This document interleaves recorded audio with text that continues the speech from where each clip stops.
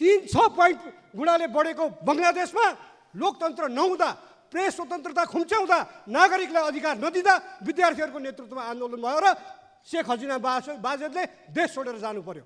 त्यसैले लोकतन्त्र कति महत्त्वपूर्ण छ, आर्थिक विकास मात्र होइन, आर्थिक विकासका साथसाथै लोकतन्त्र पनि त्यत्तिकै महत्त्वपूर्ण छ भन्ने कुरा अहिलेको बङ्गलादेशको परिस्थितिले देखाउँछ।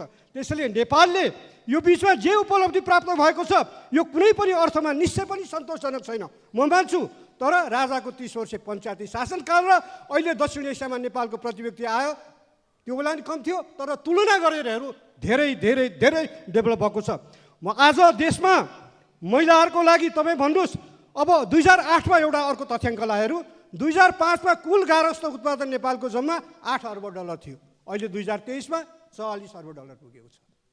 तुलना गर्ने राजाको शासन र अहिलेसँग।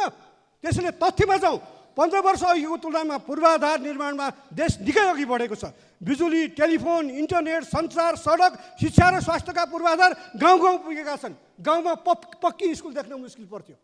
आज बरु विडम्बना के भएको छ भन्दाखेरि स्कुलहरू करोडौँको लागतमा बनेका छन्, विद्यार्थीहरूको कमी छ, पर्याप्त प्रशस्त छ, चाहना धेरै छन्, तर केही भएन भनेर गलत भाष्य जुन बनाउन खोजिँदैछ यो आफैमा आपत्तिजनक छ।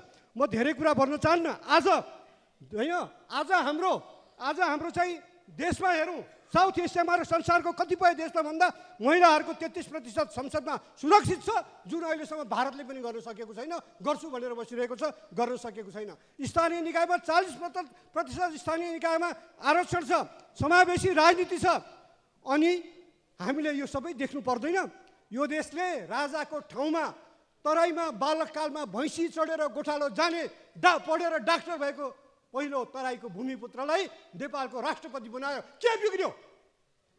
त्यसपछि आएर पहाडकी भोजपुरकी एउटी सामान्य परिवारकी छोरी मुलुकको राष्ट्रपति भइन्, के बिग्रियो?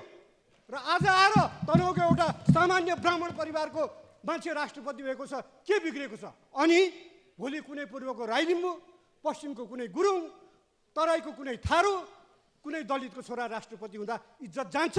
जाँदैन। हिजो सामन्तवादको खुट्टा टाउकोमा राखेर पाउ मोल्नेहरूलाई गरिब जनताको छोरा राष्ट्रपतिको कुर्सीमा बसेको असह्य भएको होला। सामन्तवादको ग्लानीले अरे यो बुढी बाख्रीको छोरा जस्तो तनहुँको बाहुनलाई के राष्ट्रपति मान्नु, त्यो भोजपुरकी विद्या भण्डारीलाई के मान्नु, त्यो तराईको मधेसीलाई के राष्ट्रपति मान्नु भन्ने पीडा बोधले आज राजा चाहियो भनेको छ। राजा किन चाहियो?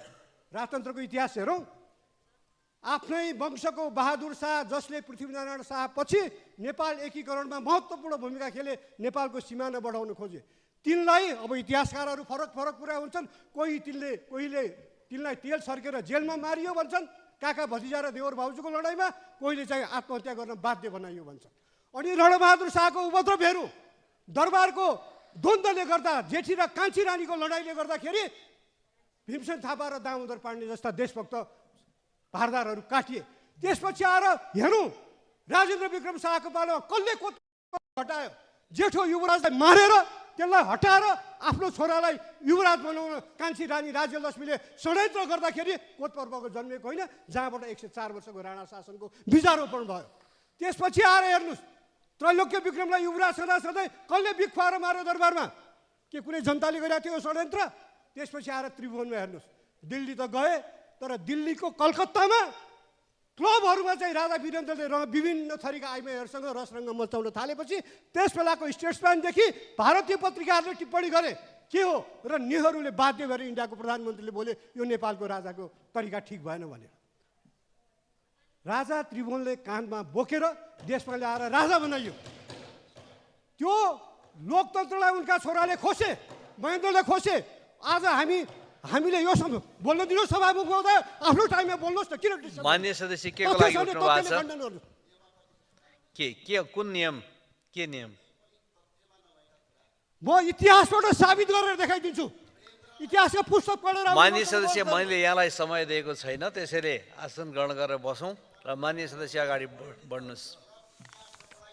इतिहास पढेर आउने, मसँग बहस गर्ने भने इतिहास पढेर आउने, जुम्लामा हाउ गरेर आएको जस्तो होइन। इतिहास पढेर आऊ, बहस गर्ने भने आउनुहोस् न पढेर।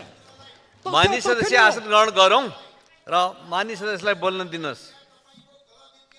मैले बोलेको इतिहास गलत हो भने इतिहासका पुस्तक पढाएर साबित मान्य गरौँ। सदस्य समय लिएर बोल्नुपर्छ। त्यसले गर्दाखेरि यो यसरी मान्य डिस्टर्ब गर्न सदस्यलाई पाइँदैन। मैले समय दिएको छैन।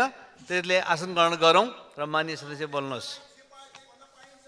के भन्नु पाइन्छ मलाई थाहा छ। मान्य सदस्यहरू, यहाँ मैले बोल्न पाउँ सभामुख महोदय, मेरो गएको समयको हिसाब होस्, यो डिस्टर्ब भएको समयको, यो मेरो समयको डिस्टर्ब गरेको मान्य जुन सदस्य समय छ, आसन ग्रहण त्यसको गरेर हिसाब बसौँ। गर्नुहोस्।